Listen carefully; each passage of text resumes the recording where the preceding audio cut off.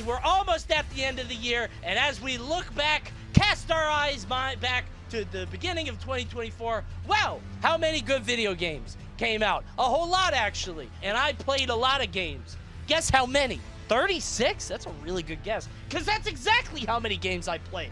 And today, I am going to rank every single game that I played this year in order, from top 3 all the way down to 36, including the coveted Coney Worst Game of the Year Big Ass Award. Uh-oh. But before I get started, I haven't done this in a very long time. Could you subscribe? A lot of people leave the video like halfway through, and I have to beg in the beginning. So please subscribe and like the video. It's been like months since I've done this, so I'm gonna do it now. See? They're all running off to subscribe. There they go. So, we have 36 games in here, but first, we gotta start off with some games that I did not play this year. There are only 2 that I'm really interested in. Metaphor is one of them, and I know some of you guys are gonna be like, oh my god, Metaphor, Coney, that's a JRPG. You don't wanna play that. Au contraire, chatter, I'm kind of interested, if I'm honest. And the other one, I wanna try the Final Fantasy VII Remake.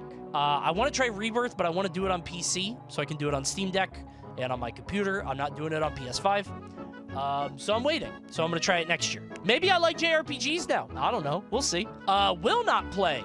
These might be games that you are somewhat more familiar with. A lot of Nintendo RPGs. My ass is not playing 30-year-old Nintendo RPGs. I gotta be honest. I have zero interest in playing Mario RPG or Thousand Year Door. Wait, RPG was last year? Could have fooled me. All they were doing is putting out fucking remakes. And the last game I'm not gonna play is Princess Peach. That's for girls. I'm a boy. Ew, girl game. Okay, it is now time to crown our worst game of the year Big Ass Award. I see some guesses in the chat. The worst game of the year is... It's Dustborn.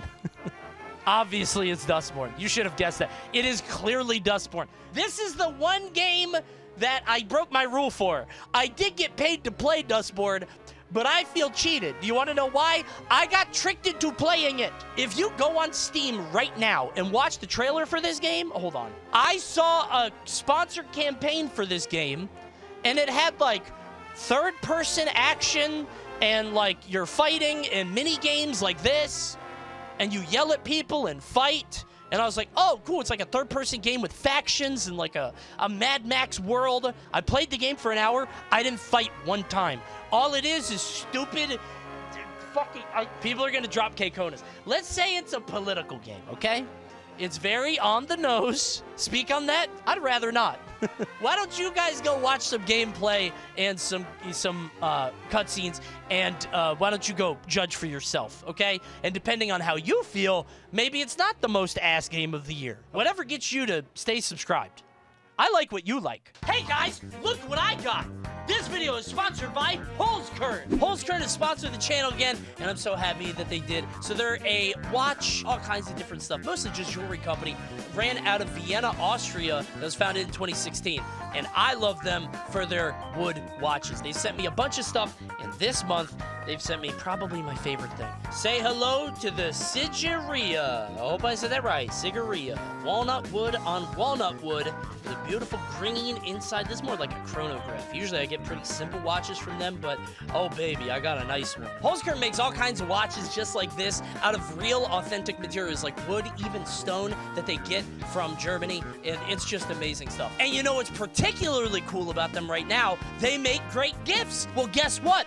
All orders placed by December 19th are guaranteed to hit your house before Christmas. Holzkern offers free express worldwide shipping from beautiful Vienna, Austria, and custom fees are on them. They also have adjustment kits with all watches, so you don't have to worry about buying new bands or the screwdrivers, anything like that. You can do it all yourself, and it's super easy. Holzkern has a wide variety of styles and choices for you to look through, and there's such a variety of colors and schemes and all kinds of stuff to go with any outfit. Holzkern was founded in 2016 and has already made over 1 million customers happy, and you can be added to that list. And guess what? I got a discount for you.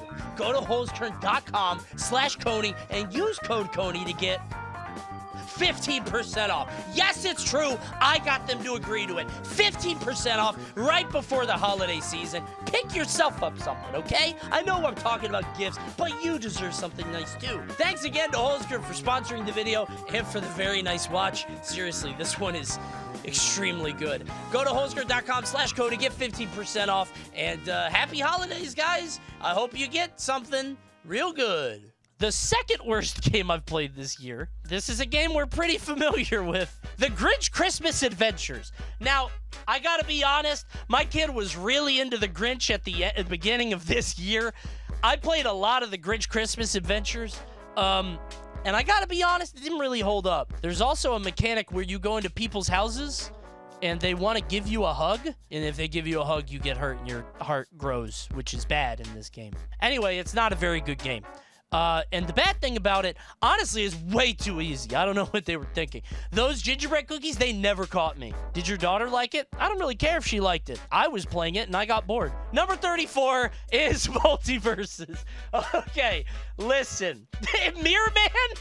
Mirror Man said too high. You were just waiting it here? Number 1 Bugs player, by the way. Here's the thing about Multiverses. Let me make something clear, okay? Things get way more value for me if they have novelty or if they are sort of new and unique and innovative and different. Multiverses had a flawed game in the beta, surely, right? Like, we all knew that there were problems. It was kind of bullshit. There was some dumb stuff. However, what we had in that game was unique. It was special. It was different. And what we got was a disaster. I mean, it has the Powerpuff Girls, which is a big plus, but the bad is everything else. What the hell happened here? Like, genuinely, I'm aghast. I knew the game was cooked when they put my old main in the game, and they didn't know what to do with her. They're just like, yeah, she's ass now? Sorry. Number 33 is Plucky Squire. Remember what I said earlier about potential? I'm kind of sad about this. Plucky Squire is not bad. It's not bad. Don't get me wrong. Like, the idea of it is excellent. It's super creative. The trailer was amazing. I thought this might have been my game of the year because, again, I love novelty. I love a good art style. I love an interesting premise. But it's so boring. And I know it's a kid's game. It's a family game. It's a kid's game. Nothing wrong with that. But Devolver published it, so I was like, oh, there's probably something to it. I think it was positioned differently than it should have been, but maybe that's my fault. 9 Souls, which might be controversial. It's a cat Souls-like, inspired by Sekiro kind of game. It has a cool story. When I got into the game, the story was like kind of interesting. The game is balanced around this parry, right? It has a Sekiro parry, and then you parry things, and then it gives you meter. But when you balance the game around a parry, the game slows down like crazy. It gets super fast-paced mid to late game. I mean, maybe, but I just had nothing to keep pushing me. I beat the first boss, and I got so bored. However, I will say, at this point, I liked every other game this year. 31. Fish-like. Okay, maybe top 30 your game. You guys saw Fish-like. Fish-like is WarioWare. It's just WarioWare. It is Fish, WarioWare. It's an itch.io game. It's fine. It's just a fish-based WarioWare, but I liked it better than Plucky Squire. So, you know, and Multiverses, 30, Small Saga. The writing is exceptional. The story is fantastic. I saw the trailer. I was bought in. It's basically little rats in a little world fighting big monsters, right? There's a mage, and the mage uses a lighter for fire magic, which is cool. The thing is, it's a JRPG, which is a little slow for me. The story was a little on the nose. The mouse with the German military hat talks about how he loves fascism.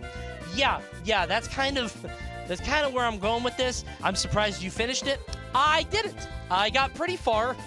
I couldn't knock it out. Home Safety Hotline. This was a side stream game, I think, that kind of surprised me. Very good game.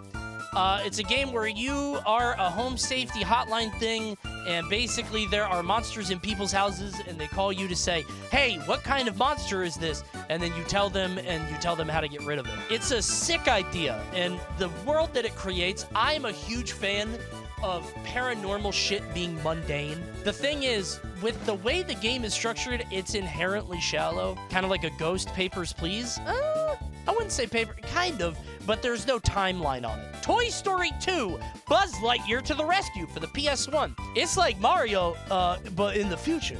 You're like Mario, but it's in 3D, and you get the Pizza Planet tokens. However, it was made in 1999, and it is very old and obvious. The game is ugly, and it hurts your ears and eyes, but it's better than you might think. Ace Combat 7 Skies Unknown. Wait, don't be mad.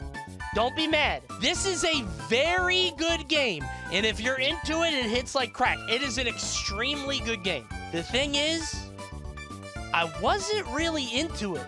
Like, I played it, and I would play like 3 missions, and I'd be like, all right, I'm kind of bored. There is another game that is much, much, much, much higher that hit for me this year that didn't before, and it is in my top 5 now. But it's basically Ace Combat, but in a different genre. The Crush House. Oh, this game made me so sad. Oh, man. I'm so sad. I'm surprised it isn't lower. You want to know why? The intro to the Crush House is amazing. The game loop structure is really cool. The bigger problem is that the story is terrible. Bad. The ending is so bad. It is awful. One of the worst endings to a game I've ever seen. Another Crab's Treasure. This is the indie block, okay? It's a bunch of indie games that didn't quite hit for me like maybe they should have. You know what? I've been saying that we need, like, baby Souls games. We need more, like, entry options. I think that's cool. The bigger thing is that they have a lot of, like, mechanics in the game that are interesting, like picking up different shells and trying out different spells and items and stuff. I wasn't really a big fan, but that's just me personally. Some of the shell powers are, like, crazy overpowered, and some of them just aren't fun to use. Blasphemous 2. Don't be mad. It's fine. It's a rock-solid Metroidvania. Great art style, looks phenomenal, it's very well made, it's good. I don't remember a goddamn thing about it. I feel the same way about these games that I do about Dishonored. It's like, I play them and they immediately leave my brain. Prince of Persia was the best Metroidvania this year. I forgot to add that too. Okay, hold on, let me make a list. 23. Children of the Sun. Another indie game. Another, I think it's Devolver game. I liked it. Art style's good. The style is nice. The story, I think, is very interesting. It didn't keep me invested. There are a lot of games this year that I liked enough to play, but I didn't like enough to keep going. 22. Squirrel with a Gun. Cool rhyme. Children of the Sun, Squirrel with a Gun. You might be surprised to find it this high up here. You guys might be a little shocked. Wow, why is this high? Because it's actually really funny. It's one of those chaos games like Goat Sim or whatever, but it's actually very funny, and some of the puzzles are really neat. Very funny game. Very funny game. However, come on now. Squirrel with a Gun. You thought this would be high? Come on now. It belongs here. You put this game 10 places higher than 9 Souls. I sure did, didn't I? You know why? Squirrel with a Gun surprised me. 9 Souls disappointed me. Crime Scene Cleaner, number 21.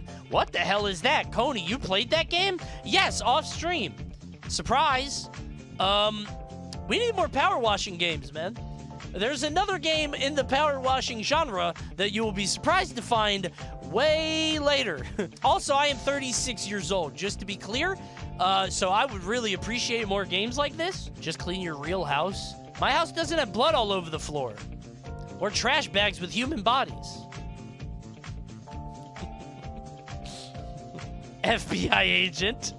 Animal Well. What? The donkey game? Listen, it's great. The atmosphere is fun. It's a cool world. The puzzles are great. It's really interesting. It's cool. But I hate this kind of puzzle-ass game. I have to go online to figure out the solution. I beat the game, and they're like, well, that doesn't finish the game. When you beat the game, the real Animal Well is just starting. Why don't you go online and see all the secrets you missed? Shut the fuck up. Stop, dude. I don't want to do that. Rise of the Ronin. I forgot this game came out this year, and I forgot I played it. I saw this game, and I said, you know what? That looks like a fun Skittles game. What's a Skittles game, Coney, you ask? Oh, I love to explain it. I'm so glad you asked. You pick up all the little colored circles on the map. These games are like if you took a big packet of Skittles and you threw them all into an empty parking lot, and you gotta go and collect them. Ooh, a red one. There's a blue one. There's a green one. I love Skittles games. Now, I played this game for about maybe 30 hours, and I thought I was getting near the end. I unlocked the second portion of the map out of 4. I had only finished the first area. I could not believe how much was left. It was like Dracula flipped the castle 3 times. 3 bags of Skittles is too many. I got a tummy ache. Super Mario Party Jamboree. What? That's awful low. Listen, the game's not bad. It's very good, actually. It's tremendous. There's a great base, very good foundation, and the new modes are great. I love that Fight Bowser mode. I like the Koopathlon. I like all of it. It's a very good game. However, I am too old for this game. I will never play this at a sleepover on a Friday night. You have to understand, I will play this game once every 3 months, maybe. If I was this age, this would be my favorite game. Well, Fortnite would probably be my favorite game. I probably love Fortnite. Helldivers 2. Again, very good game. Spectacular visuals. It has this sense of scale that I've never felt in a game before. It's actually unbelievable. At a certain point, I just kind of got bored. I don't know how to put it. I think it just, I was doing the same things over and over and over and over. It's just probably a genre thing for me. I loved it. It was good, but just not enough to keep going. Super Monkey Ball Banana Rumble. Super Monkey Ball! Da-na, da-na, da-na, da-na, da-na. I love Super Monkey Ball. You know I love a monkey ball. I really do. $40 Battle Pass? What? For who? Who's buying a $40 Monkey Ball Battle Pass? You want me to pay $40 for Beat from Jet Set Radio? No, I'm not buying that. Hades 2. That came out this year, didn't it? Great writing. Characters are good. Game loop is great. Supergiant's good. Blah, blah, blah. But it's not complete. They're still working on it. It will be better. I do not like the weapons as much. I get bored. I just don't like ranged. I don't like the spell casting. I don't like, I don't like it as much. But, maybe it'll change. Number 14. Best game of the year. It's Crow Country. This game's phenomenal. It's sort of like a little chibi Resident Evil game. It's adorable. Art style is phenomenal, genuinely unnerving. Great game. It's pretty short on purpose. It's one of those Resident Evil games that, like, when you beat it, you get different items and ranks and stuff. I'm not into that. I always say, oh, wow, that was so much fun. I can't wait to play it again, and then I never do. Silent Hill 2. Don't be mad. Don't be mad. It's better than this, especially if you've never played it. The atmosphere is phenomenal, and as I've said before, dude, the voice acting and the animations are insanely good. But I haven't kept playing, not because I don't like it. I already know how it ends, and, it's kind of sad. When you play these games, it's for the journey, it's for the story, but I already know the story, and it's not a big deal to me, so that's all. Black Myth Wukong. Not in the top 10? Didn't you hear that sold 8 billion copies in China? It almost gets the Soul's secret sauce. It really does. It's this close. It's not bad. The way you keep talking about how mid it was, I thought it was going to be lower. No, I'm shocked that it's not, I don't like it more. It has all the pieces to be there, but it just doesn't, I don't know how to put it. It's very good. It's a good game. It's just not in my top 10, which is kind of crazy. I'm kind of shocked. Number 11, Tekken 8. In case you guys didn't see, I had something of a little Tekken arc this year. There is nothing like Tekken to make you feel so fucking cool. I barely know how to play the game, but I have so much fun playing this. Also, I want to give Sajam a shout out. He freed me of my League addiction for another year and a half at least. I was getting sucked back into League of Legends. He invited me into the Sajam Slam. I got addicted to Tekken. I was clean. Tekken is genuinely like methadone for me. Do you want to know my biggest issue with Tekken? My brain is wired for achievement. I have this thing. It's like I need to hit this rank or be a pro or be X rank or whatever. I need something to work toward. I have the same issue with every fighting game. Just, I play such a wide variety of games, I can't commit to one thing. That's all. We are now in the top 10 games of the year. Number 10, an old favorite. I called this one Pow World. I told you this game was going to take over the world, and it fucking did. Tremendous game. I can't believe it exists. Shooting Pikachu and a little wiggly tough cat guy? Jesus Christ. And it's good. It's good. And it's fucked up, and it's satirical in a intentional way. However, it is comically grindy. Like, do I owe them money? I paid $30 for the game. Do I owe them more? Is there like a battle pass somewhere? Are you mad at me? Game, are you mad at me? But I got so much content out of it regardless, and I genuinely liked the game. And I'm not joking. And I mean this genuinely. I think it is an impressive work of satire. People could call it a cash grab ripoff. I don't disagree. I think they could be two things at once. But I think it's our world premiere, number 9. It's Astrobot. Astrobot is very good. Some people will say it's too low, and I get it. Great platformers, incredibly rare. You don't see them that often, especially a big budget one, like a AAA one with a big company backing. It's a big deal, right? But I've seen a lot of these tricks before. It's super duper Mario Galaxy. Astrobot's weird because I do think it should be higher for me. I'm surprised it isn't. I think it's because the game is kind of depressing to me. The game feels like a graveyard. It's just like, yo, check out all these Sony IPs and characters and things that are dead now. Remember Spike from Ape Escape? Oh my god, I do. Where's he been? He's been dead for 30 years. Oh. Can we have a new game for him? Nope. Here's Spider-Man. Elden Ring, Shadow of the Erdtree.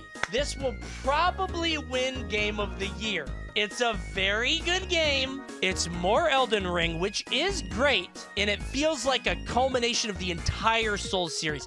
I don't know where else they have to go. I'm going to be honest. I don't know how you make more Souls games that aren't like offshoots like Bloodborne and Sekiro. However, Coney Maniacs might know how I feel about Elden Ring. Can you cut it the fuck out with this, dude? Miyazaki, can you like dial it the fuck back? Hey guys, let's make it harder. Let's make it less fun and even more hard. Hey guys, I'm gonna give them a mimic tier, which means that I can make the dumbest boss ever made.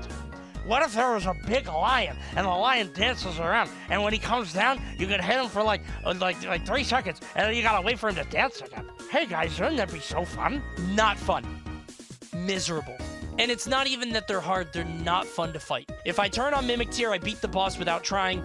If I don't Mimic Tier and I fight without clothes and I go in Soul Level 1 and I do an emote in between every hit, yeah, it's really hard.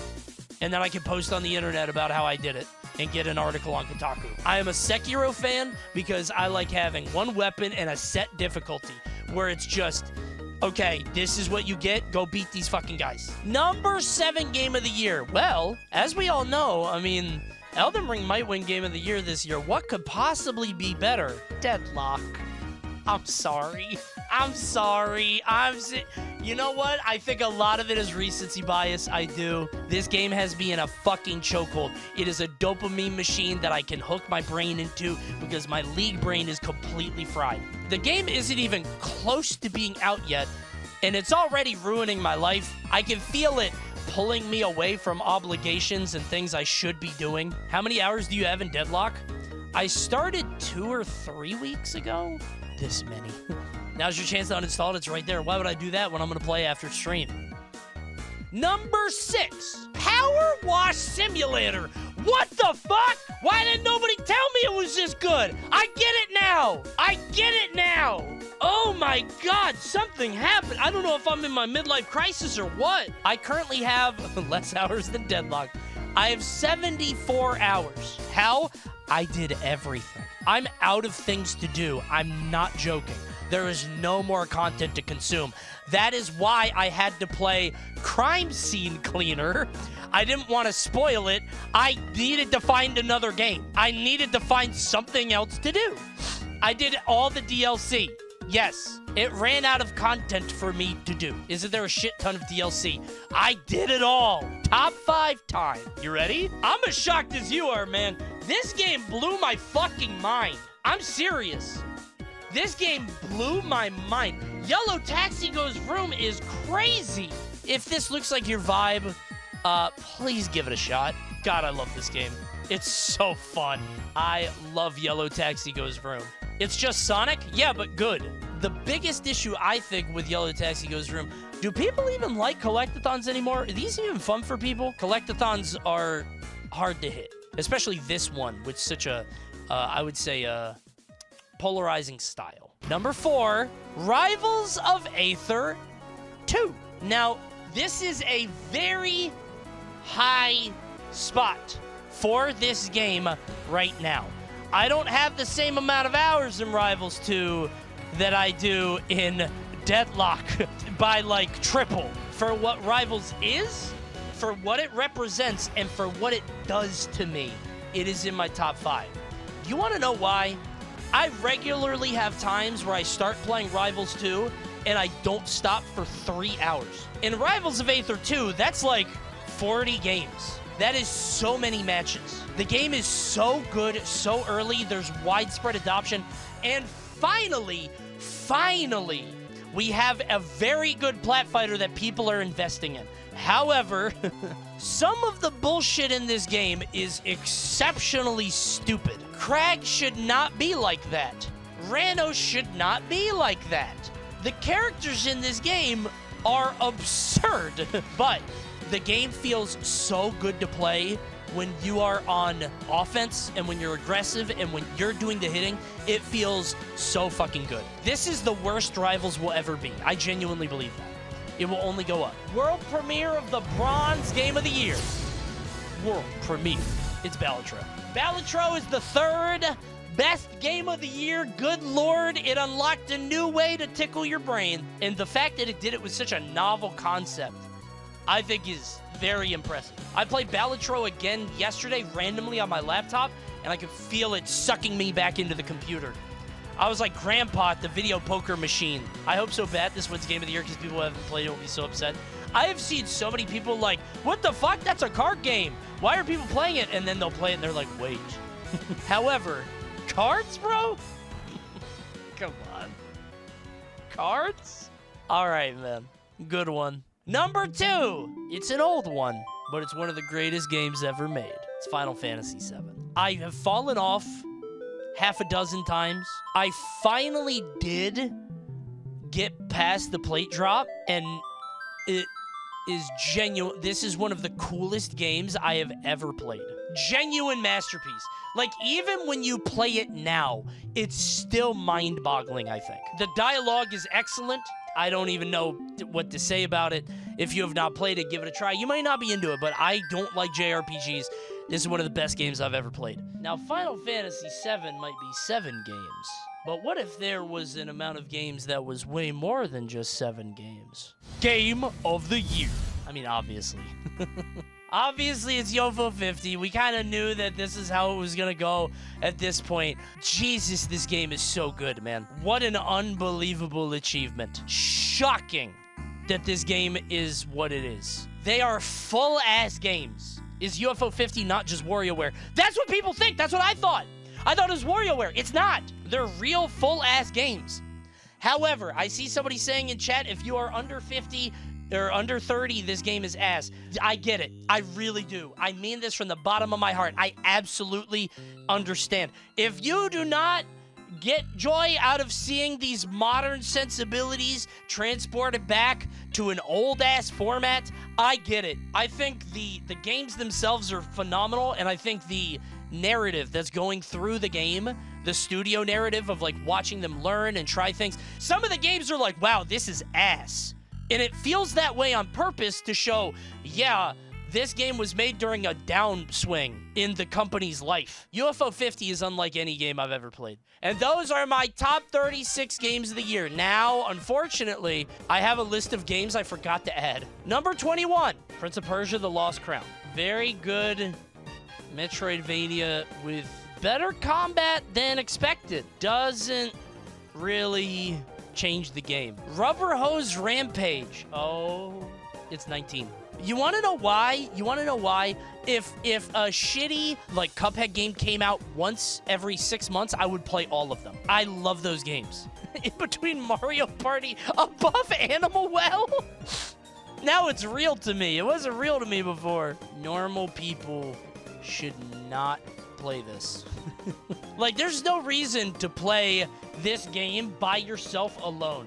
That is psychotic behavior, I think. Okay, one more. Nintendo World Championships, which... Whew. I mean, I stopped playing it, but that's because I would still be playing it if I didn't S-rank it. If they kept adding content to that game, I would be playing it today. Did not have updates. That's a pretty good... Did not have updates and ran... I guess just did not have updates is probably good. Dude, people are going to click on this. It's going to be like an info bomb to their phone. Oh, no. The crop takes a progress bar. Oh, that's a good thumbnail. Wait, okay, when you open the tweet, it does this. But even that doesn't give you the whole thing. It's a fucking FBI bomb. Oh my, it's Twitter terrorism. It's unreadable on mobile. He can't read. Oh my god.